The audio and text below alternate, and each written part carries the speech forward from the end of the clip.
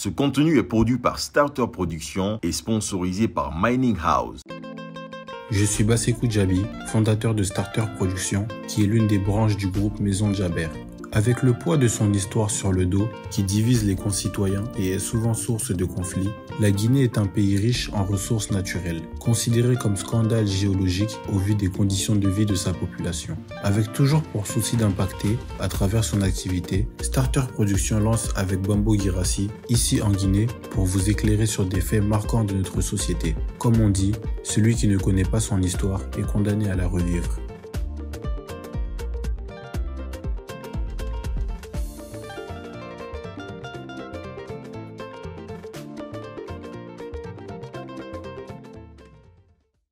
Bonjour, merci de nous rejoindre dans cette émission ici en Guinée. Aujourd'hui, nous recevons un invité, pas des moindres. Nous recevons dans ce numéro le directeur général de l'entreprise Mining House, qui n'est autre que M. Mahmoud Akra. Dans ce numéro, nous allons parler d'entrepreneuriat. Comment fait-on pour devenir une entreprise à succès, surtout ici en Guinée? Et pour en parler, il est avec nous. Merci de nous recevoir chez vous, M. Mahmoud. Bienvenue dans cette émission. Bonjour M. Girassi, bienvenue également. Merci à votre émission, votre radio, pour cette interview. Comme je le disais, nous allons parler d'entrepreneuriat en Guinée. Vous le dites, ce sont vos propres mots, vous êtes guinéen dans l'âme. Vous êtes en Guinée, vous êtes la 3e génération de votre famille en Guinée. Et puis depuis plus de 30 ans, vous êtes là avec votre famille. Vous avez une entreprise qui emploie plus de 300 personnes, majoritairement des Guinéens. Et avant d'abord de parler de l'entreprise Mining House et de parler de l'entrepreneuriat, est-ce que vous pouvez un peu parler de vous, votre parcours? Où est-ce que vous êtes né? Où est-ce que vous avez grandi? Donc voilà, moi je suis né, donc je m'appelle Mahmoud Akra. Aujourd'hui, je suis gérant directeur général de l'entreprise de Mining House depuis le 11 septembre 2015. Je suis issu d'une famille qui est arrivée en Guinée maintenant depuis plus d'un siècle. Je suis la 3e génération. Mon grand-père est arrivé début 1900 en Guinée. Moi, je suis né en Côte d'Ivoire. Les raisons, je ne les ai pas demandées à mes parents, mais bon, je pense qu'on avait de la famille et pour des raisons éventuellement médicales et autres, mes parents avaient jugé ou décidé que je naisse en Côte d'Ivoire. Je suis arrivé à l'âge de 3 ans et depuis l'âge de 3 ans, j'ai fait toute mon enfance à l'école française, le lycée Albert Camus, de la maternelle à la terminale. Et après, je me suis lancé dans l'entrepreneuriat en Guinée.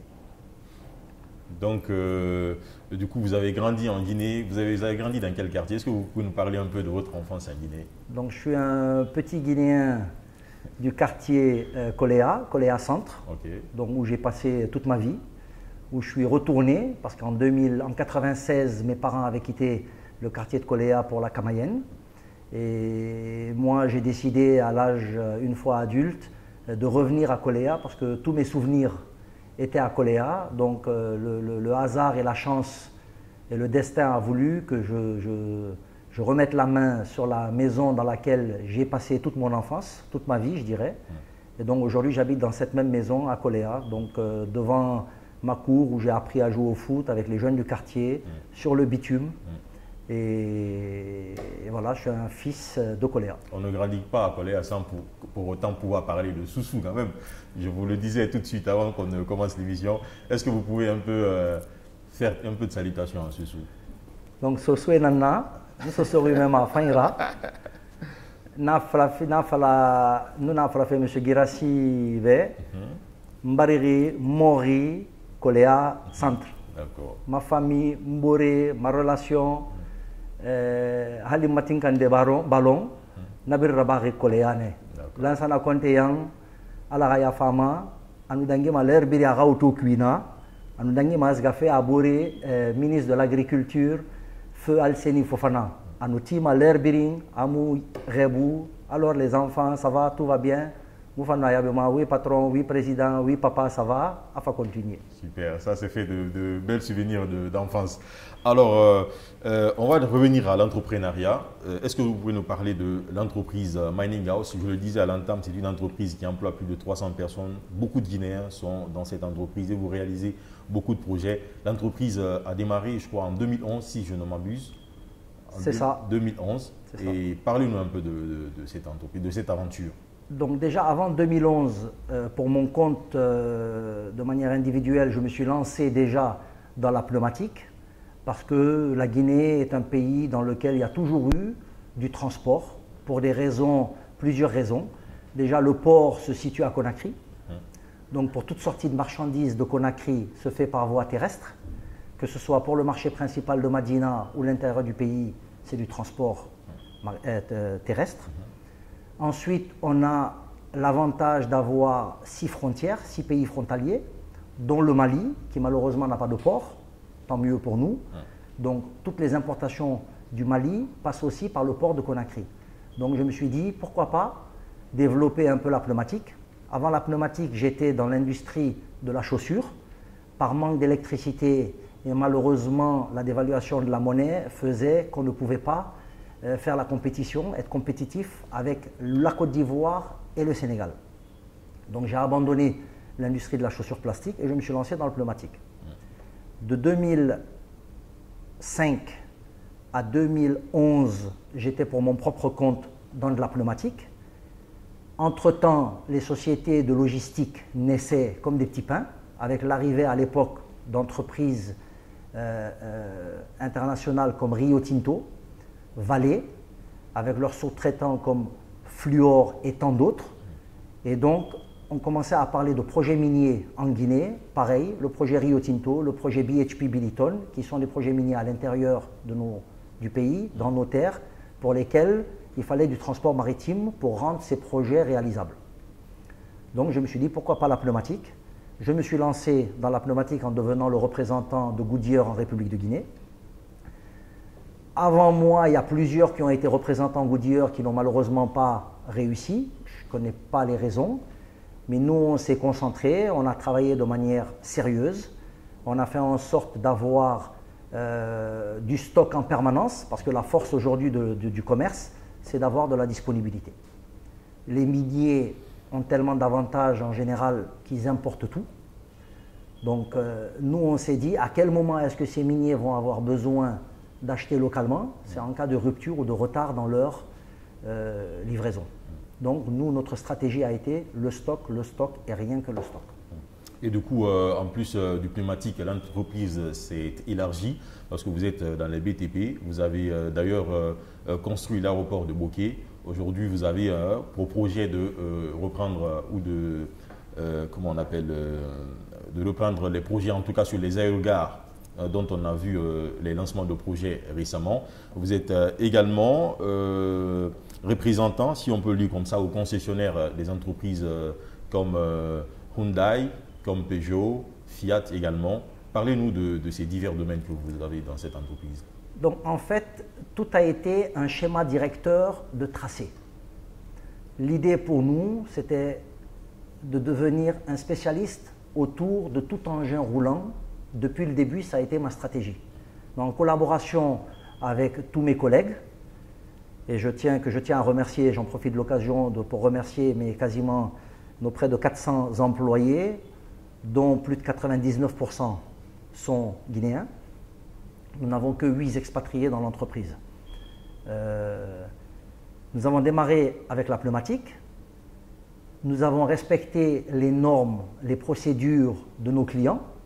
Donc les clients ont été satisfaits avec la qualité du service, la disponibilité, la réactivité, c'est un tout. Petit à petit, les clients nous demandaient d'autres produits. On est passé du pneu à la batterie, de la batterie à l'équipement de protection individuelle, des équipements de protection individuelle aux huiles, des huiles aux pièces de rechange pour l'automobile, des pièces de rechange, on s'est lancé dans les jantes, et après la jante, on s'est retrouvé en fait à faire tout ce qui tourne autour de l'engin roulant. Ça va du VL, du tourisme jusqu'au poids lourd, et on s'est dit pourquoi pas les véhicules. C'est ainsi que nous sommes devenus représentants de Jeep, Fiat, Peugeot et Hyundai en République de Guinée dans le cadre de l'automobile. Nous sommes représentants, je vais citer quelques marques, Michelin, Goodyear, Triangle et Mania qui sont des pneus chinois et indiens, et Goodyear et Michelin qui sont réputés et connus. Nous sommes représentants Bosch, nous sommes le représentant Cofran en République de Guinée, c'est des huiles européennes, françaises, et tant d'autres produits, Schrader, un équipementier automobile, les groupes électrogènes Perkins de Dubaï. C'est en fait, tout tourne autour de la même clientèle, mais on a juste élargi à chaque fois l'assiette produit. Parce que les besoins était ressentie. Et surtout, comme je disais, la disponibilité en stock et on a développé le service après-vente. D'accord. Vous allez encore nous en parler beaucoup plus en détail parce que je parlais de l'aéroport de Bokeh, des aérogares que vous allez rénover. Mais à vous entendre, on a l'impression que devenir entrepreneur en Guinée, c'est quand même une chose facile. Comment a été les débuts pour votre entreprise? Honnêtement, les autorités, ce n'est pas pour prendre la défense de qui que ce soit. En Guinée, depuis déjà plusieurs années, une entreprise peut être créée en 48 heures. Elle peut être immatriculée en 48 heures. Les transitaires, ce n'est pas ce qui manque. Les fournisseurs, ce n'est pas ce qui manque. Les banques, ce n'est pas ce qui manque. Nous, aujourd'hui, nous sommes accompagnés par la Banque islamique de Guinée, par Aura Bank, par Vistagui, la Société Générale et tant d'autres. Donc, ça veut dire que pour trouver l'argent aussi, ce n'est pas compliqué. Donc, quand il y a une idée et qu'on est sérieux et qu'on veut travailler sérieusement, le potentiel y est, les moyens y sont pour réussir.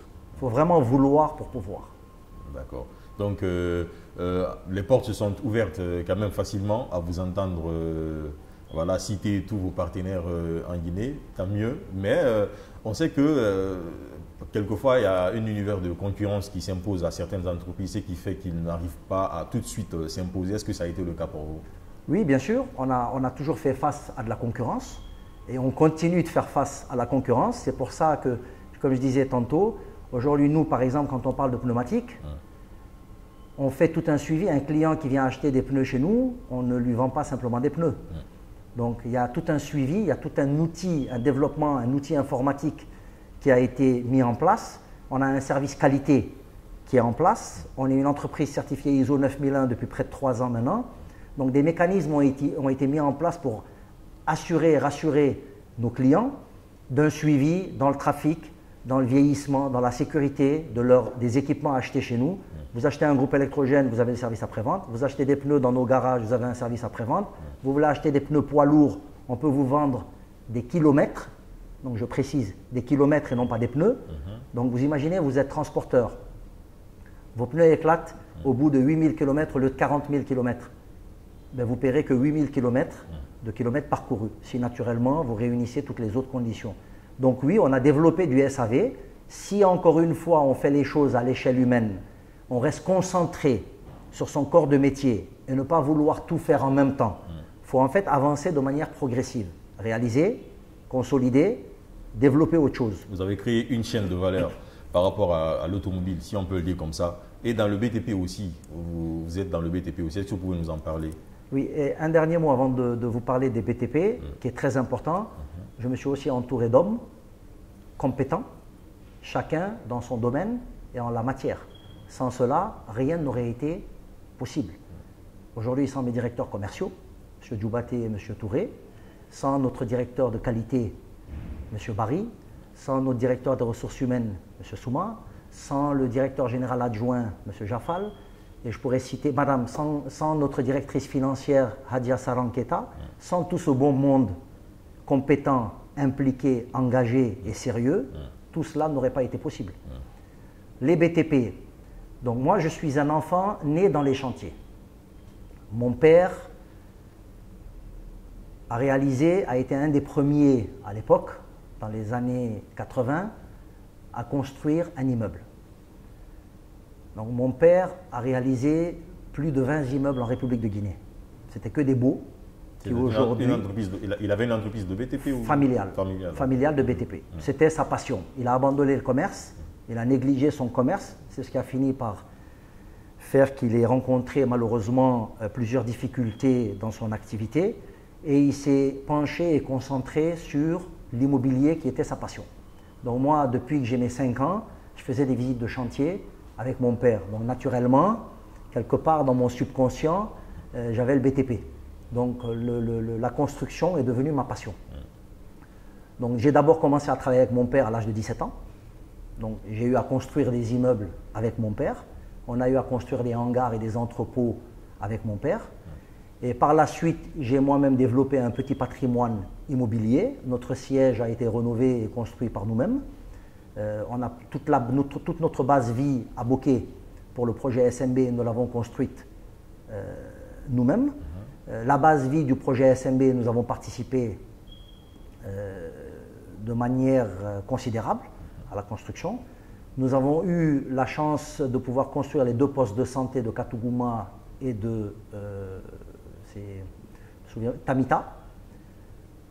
Nous avons eu la chance de construire la Casa Palabre de Dalaba, la gendarmerie de Mamou, les maisons des jeunes en 2012, c'est nous qui avons réalisé les 6 premières maisons des jeunes qui sont exploitées maintenant depuis plusieurs années par la jeunesse dans les quartiers. Et j'encourage vraiment les autorités à continuer à développer ce genre d'ouvrage. Ça permet aux jeunes de trouver des occupations et des activités autres que de traîner dans les rues.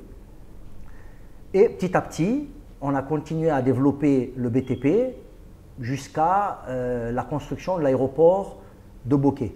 Et il faut préciser que je pense, si je ne me trompe pas, nous sommes la seule entreprise guinéenne à avoir réalisé un aéroport en République de Guinée, à date.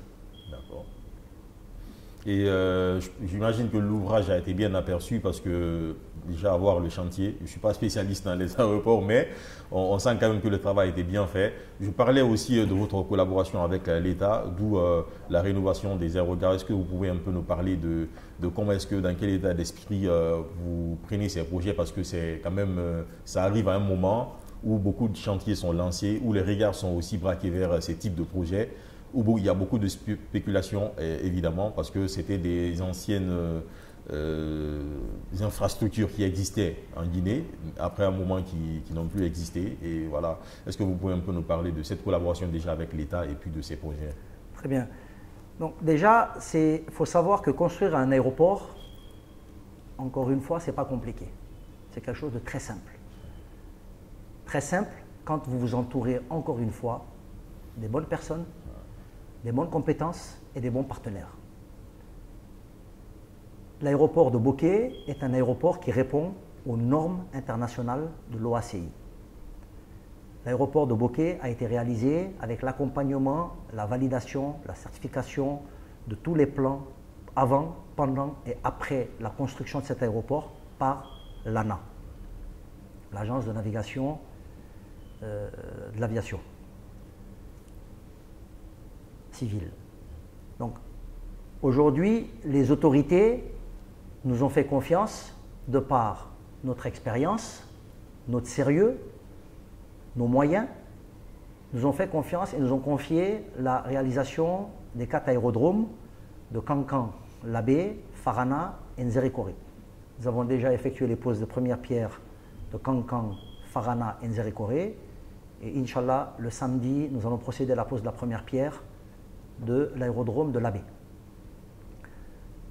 Je peux vous rassurer, vous garantir, vous et tous ceux qui nous écoutent, que ces aéroports seront réalisés dans le respect des règles de l'art. Les délais seront respectés, ces aéroports répondront à toutes les normes, nous ferons appel à tous les Guinéens, nous construirons ces aéroports avec des Guinéens, nous allons les exécuter et nous serons tous contents, heureux, fiers dans 12 mois de voir la réalisation, l'achèvement de ces aéroports. Et je tiens à préciser une chose.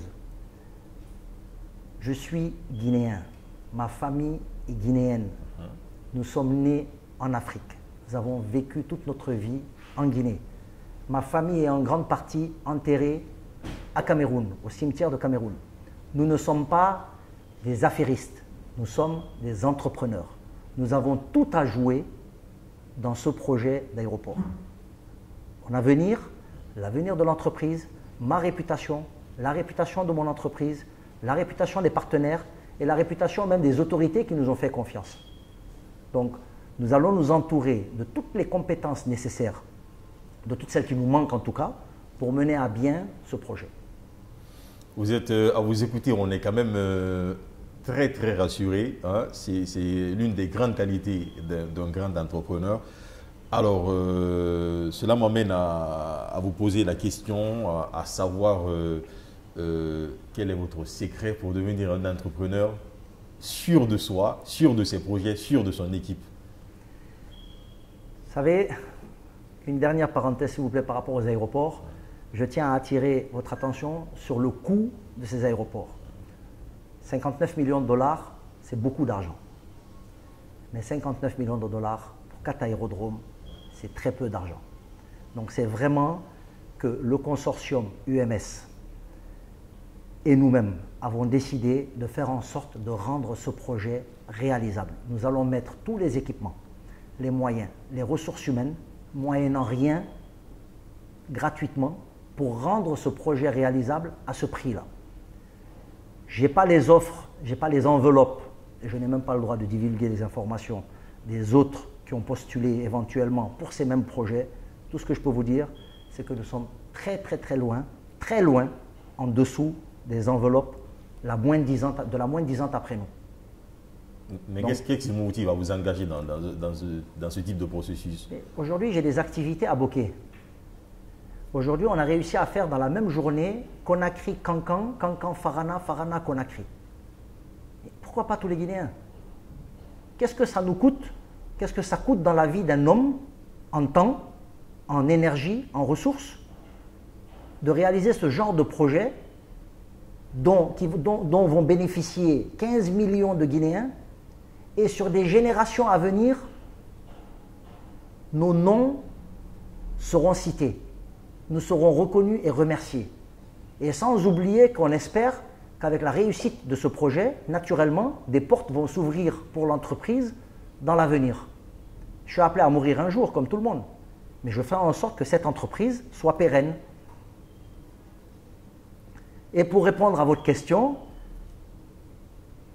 j'ai eu la chance d'avoir une bonne éducation, le respect des autres, le sérieux, la fierté, ne pas voler, ne pas mentir, ne pas tricher.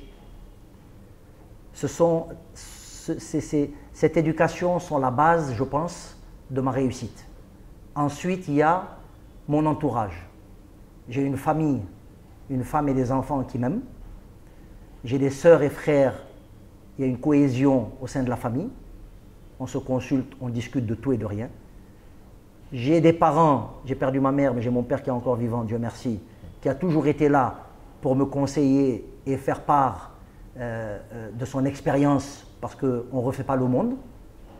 Donc il faut mettre un peu son orgueil et sa fierté de côté et accepter les conseils des anciens. On gagne un temps fou. Je suis entouré d'amis, de partenaires, d'un grand frère comme Fadi Ouazni qui n'a plus ses preuves à faire en République de Guinée et à l'échelle du monde. Donc c'est des gens qui ont un historique, qui ont du vécu. Donc en les consultant, vous avez accès à des conseils gratuits. Donc en mettant son orgueil et sa fierté de côté et en acceptant d'apprendre et en acceptant d'écouter, croyez-moi, on gagne un temps fou et on avance à la vitesse de l'éclair. Et quand on a des amis qui deviennent banquiers, qui vous ont connu dans d'autres circonstances, dans un cadre hors du cadre des affaires, connaissent la moralité de la personne, c'est plus facile pour eux de prendre des décisions professionnelles à vous accompagner ou pas. Donc je vais citer aujourd'hui par exemple Amadou Lamarana Bari, le directeur général de la Banque islamique, M. Souleymane Baldé, M. Amadou Tal de Orabank, M. Martial de Vistagui. C'est des gens qui nous font confiance. Donc la confiance, l'entourage, le sérieux, l'éducation et la persévérance font que quand vous avez un projet qui est bien préparé, écrit, et vous avez un objectif à atteindre et que vous vous battez malgré toutes les difficultés que vous rencontrerez dans votre voyage, vous revenez toujours à l'essentiel, à votre colonne vertébrale, au corps de métier, vous ne pouvez que réussir. D'accord. Et je vais encore revenir un peu en arrière. Je disais tantôt que vous êtes concessionnaire de plusieurs marques de véhicules. À quoi consiste, comment je pourrais bien dire ça, le fait d'être concessionnaire de ces entreprises en Guinée? À quoi consiste votre travail exactement? Très bien. Donc, et là, ça tombe bien parce que je vais faire un appel, je vais profiter de l'émission pour faire un appel aux autorités. Donc, déjà, nous sommes importateurs Nous bénéficions d'un entrepôt sous douane, donc ça veut dire que tous nos véhicules rentrent en République de Guinée dans un entrepôt où les véhicules sont stockés hors taxe, hors douane. Depuis cet entrepôt, on peut les liquider en douane conformément à la réglementation, au cahier des charges de chacun des clients. Un minier va bénéficier de ces avantages, une institution internationale ou une personne lambda, etc. Donc nous importons. Notre force, encore une fois, avec l'automobile, c'est le stock. Donc nous avons des véhicules en stock. Nous nous faisons accompagner et nous accompagnons certains de nos partenaires de par le crédit bail. Donc la banque accompagne le client, la banque achète au comptant le véhicule et fait un échéancier à son client qui va pouvoir bénéficier d'un véhicule neuf et qui va pouvoir payer sur 3, 4 ou 5 années. Donc c'est importer et vendre des véhicules.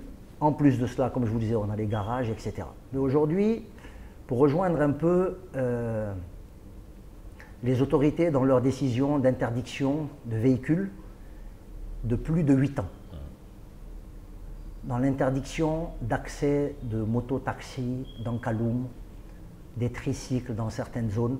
Donc je comprends entièrement les décisions du ministre des Transports, M. Félix Lama, parce que c'est vrai que la circulation en Guinée devient très très pénible et très difficile.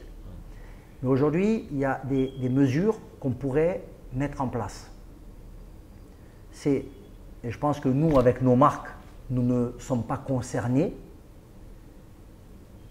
Tous les concessionnaires qui font des véhicules pour des transports, pour le transport en commun, j'invite les autorités, par exemple, de revoir à la baisse, voire l'annulation des droits de douane, qui sont aujourd'hui de 44,71%, ce qui est très élevé pour les frais de droits de douane pour un véhicule. C'est quasiment 50% le prix du véhicule.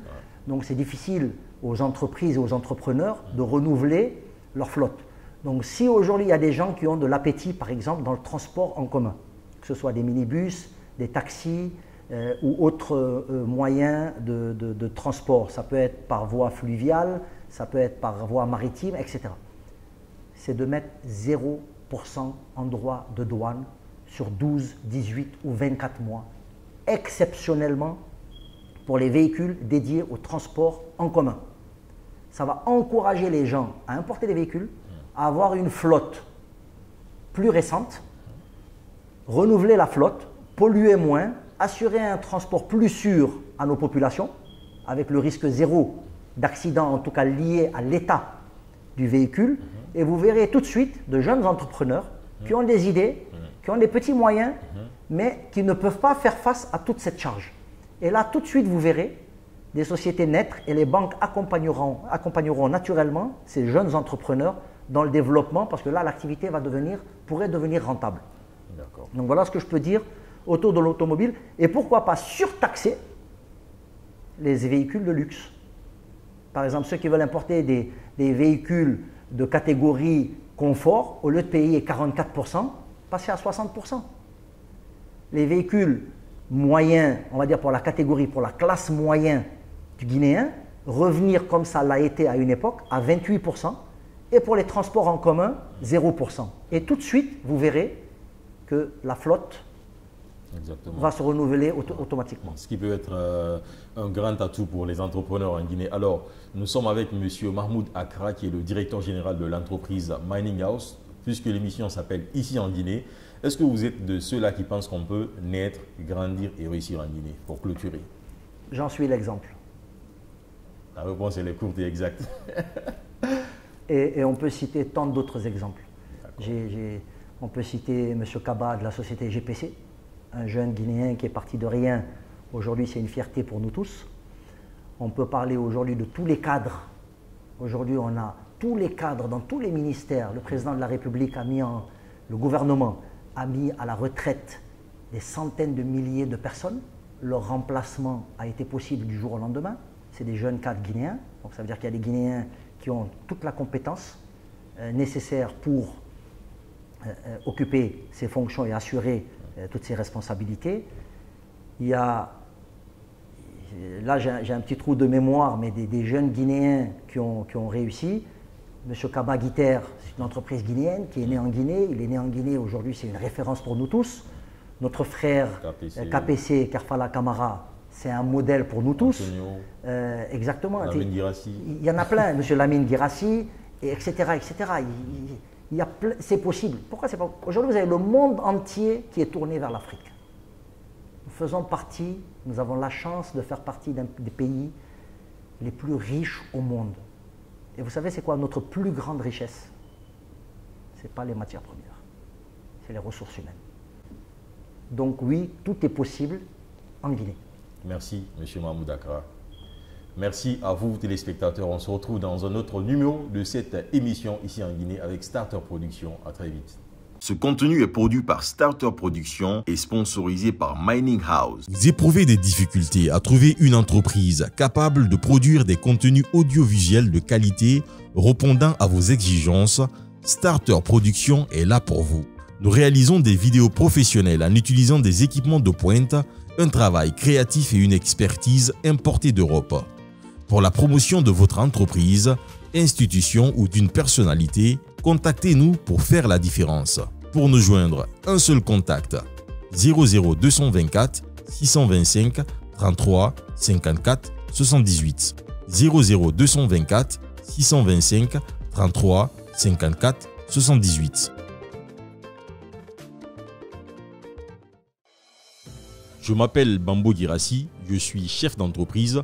Pour mes travaux de rénovation, je me fournis chez Mining House pour la fiabilité, la garantie et la qualité du matériel vendu.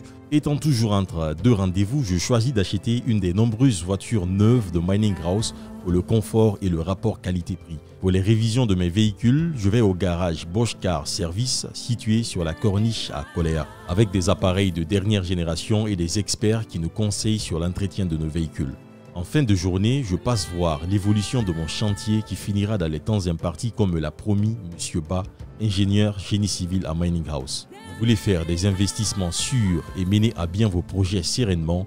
Choisissez Mining House.